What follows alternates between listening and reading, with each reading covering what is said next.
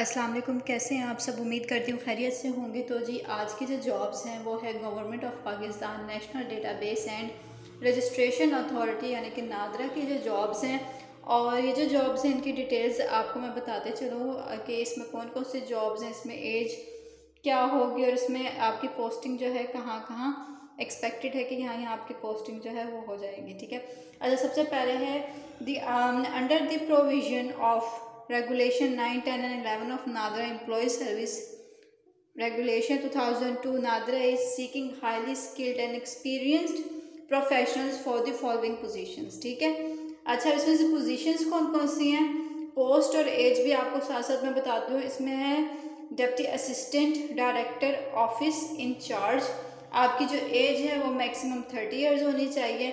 आपके पास 16 years of HSC verified education, preferably 1 year of experience in public sector of affiliated department in relevant roles। ठीक है। आपका experience भी होना चाहिए 1 साल का। ठीक है, पब्लिक सेक्टर्स और एफिलिएटेड डिपार्टमेंट्स में इससे रिलेवेंट। ठीक है। अच्छा, उसके बाद जो हमारी जॉब्स है आ जाती है, उसके अंदर है डिप्टी सुपरिटेंडेंट है। ठीक है, इसके अंदर आपकी एज जो है 40 ईयर्स, ग्रेजुएशन हो, 14 ईयर्स एजुकेशन। ठीक है, आपकी यानी कि आपकी BA जो है वो कंप्लीट हो, minimum 8 years of experience in public sector और affiliated departments in data entry processing roles। ठीक है, इसमें भी आपका 8 साल का कम से कम जो है ना एक्सपीरियंस होना चाहिए। अच्छा, उसके बाद ये है degree must be attested from HEC। अच्छा, आपकी जो डिग्री है वो अटेस्टेड होनी चाहिए HEC से। अब यहाँ पे पता है क्या है, degree must be attested from HEC का मतलब ये होता है कि हमें डिग्री तो मिल जाती है। ठीक है, जैसे कि हमें मिल गया है, रिजल्ट कार्ड मिल गया है, ठीक है, डिग्री मिल गई है, लेकिन वो जो डिग्री होती है ना वो वेरीफाइड दोबारा से करवानी पड़ती है HEC से। ठीक है, और इसमें अच्छा खासा जो प्रोसीजर होता है, अगर आप ज़्यादा से ज़्यादा पैसे पे कर भी देते हैं पैसे, तो भी आपको 15 to 14 डेज़ लगते हैं और वहाँ से आपको कलेक्ट करनी होती है अपनी डिग्री। ठीक है, तो ये इसके ऊपर जो है एक अलहदा से मैं वीडियो बनाऊँगी, या आप खुद भी सर्च कर सकते हैं, कोई वीडियो देख सकते हैं इससे रिलेटेड। ठीक है, कि HEC से अपनी डिग्री वेरीफाइड करवाने का प्रोसीजर क्या होता है। आपको ऑनलाइन सारा जो है फिलअप करना होता है। ठीक है, अकाउंट वगैरह बनाना होता है अपना सारा, तो आप ये लाजमी करवा लें। जिनकी है वेल एंड गुड, जिनकी नहीं है तो वो कर लें आप। ठीक है, क्योंकि इसकी लास्ट डेट मैं आपको बता देती हूँ।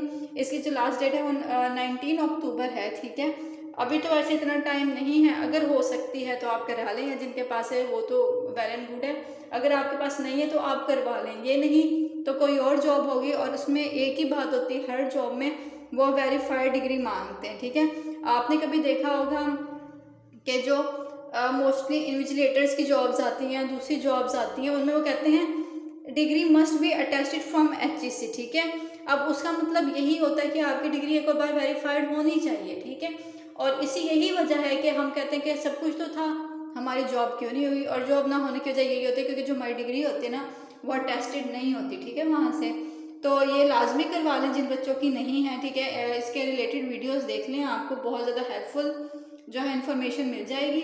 अच्छा, नेक्स्ट जो है इसके अंदर है junior executive data entry operator. Age 25 साल होनी चाहिए आपकी। ठीक है, इंटरमीडिएट और इक्विवेलेंट हो इससे, preferably 1 year of experience in public sector और affiliated department in data entry processing roles. ठीक है, attested degree certificates from higher education commission यानी कि HEC से, रिस्पेक्टिव एजुकेशन बोर्ड या बोर्ड से। ठीक है। अच्छा, उसके बाद है नायब कासिद की है, इसमें सिर्फ मिडल रिक्वायर्ड है। ठीक है, और इसके अंदर आपकी एज 40 ईयर्स हो, प्रीफरेबली 1 year ऑफ एक्सपीरियंस हो इन पब्लिक सेक्टर और affiliated department in relevant roles. ठीक है, इसमें भी आपका 1 साल का कम से कम एक्सपीरियंस चाहिए।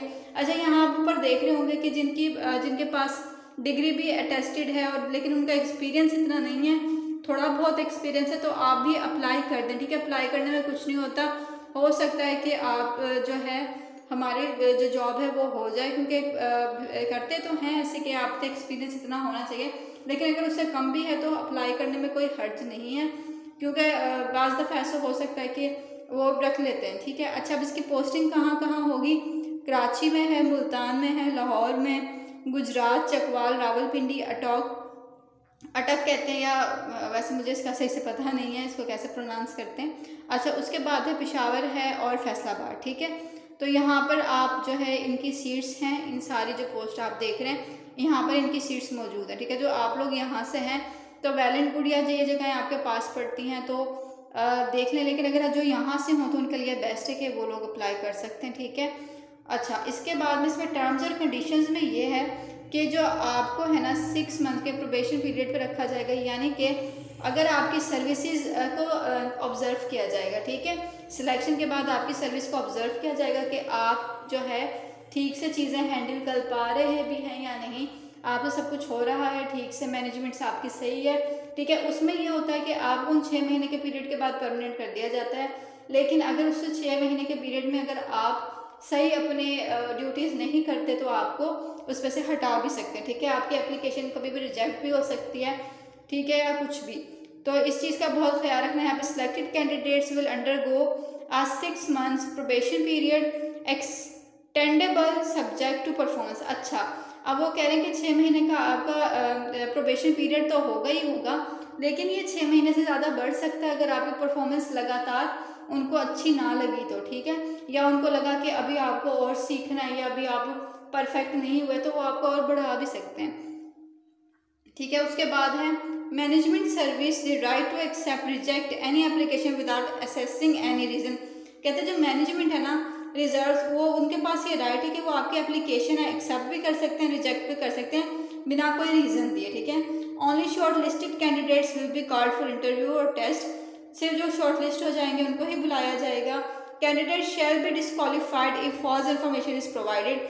अच्छा देखें, वो कैंडिडेट जो है वो डिस्क्वालीफाई हो जाएंगे अगर उन्होंने फॉल्स जो है इन्फॉर्मेशन दी, जैसे कि उन्होंने कहा है 18 ईयर्स का एक्सपीरियंस है, आपने लिख दिया 18 ईयर्स का एक्सपीरियंस है, ठीक है, आपने राइट करके भेज दिया या कोई झूठा सा बनवा लिया, लेकिन वो जो है वो A to Z हर चीज़ का रिकॉर्ड रखते हैं, ठीक है। और अगर उसमें इंटरव्यू के वक्त कोई भी बात झूठी साबित होती है तो वो आपके लिए वो है कि आपको फेल कर दिया जाएगा, आपकी दूसरी बात भी नहीं सुनी जाएगी। तो अगर है तो वेल एंड गुड, अगर नहीं है और आप फिर भी अप्लाई करना चाहते हैं, यानी कि आपके पास 2-3 साल का या 5-6 साल का है, ठीक है, तो आप उसी को रखकर अप्लाई करें, ठीक है। Hope for the best. हो सकता है कि ऐसा तो नहीं कि सबके पास इतना इतना होगा, ठीक है, तो हो सकता है चांसेस होते हैं कि वो बुला लेते हैं, ठीक है। तो झूठ नहीं बोलना किसी भी चीज़ के बारे में। उसके बाद ये है कि candidate shall be called disqualified, ये मैंने आपको बता दिया है इसके अंदर। Employees serving in government semi government department must be provide attach number objection certificate NOC, ठीक है। तो अगर आप इनमें से किसी भी उसमें पैसे काम कर रहे हैं तो साथ साथ आपको ये जो है सर्टिफिकेट भी देना होगा। तो ये वाली सारी पोस्टें हैं और जहाँ जहाँ से वो मैंने आपको सारी डिटेल में बता दी हैं। इसकी लास्ट डेट जो है वो 19 अक्टूबर है। उससे पहले पहले अगर आपके पास सारा कुछ है तो आप इस पर अप्लाई कर लें, ठीक है। लास्ट डेट का इंतज़ार ना करें क्योंकि फिर लास्ट डेट में जो होता है इश्यूज़ होते हैं, और अगर कोई काम ख़राब भी हो जाए तो हमारे पास एटलीस्ट टाइम होता है अगर हम वक्त से पहले इसको सबमिट करवाना चाहें तो इस पर ज़रूर अप्लाई कीजिएगा। बहुत अच्छी पोस्ट है, ठीक है, नादिरा की तरफ से, और जिन जिन सिटीज़ के लिए ये हैं और इनके लोगों के लिए भी बहुत अच्छी अपॉर्चुनिटी है। तो मिलते हैं नेक्स्ट वीडियो में, तब तक के लिए चैनल को लाइक कर दें, सब्सक्राइब कर दें, बेल आइकन को प्रेस कर दें, और नेक्स्ट वीडियोस के लिए आप चैनल को विज़िट करते रहें। मिलते हैं नेक्स्ट वीडियो में। अल्लाह हाफिज़।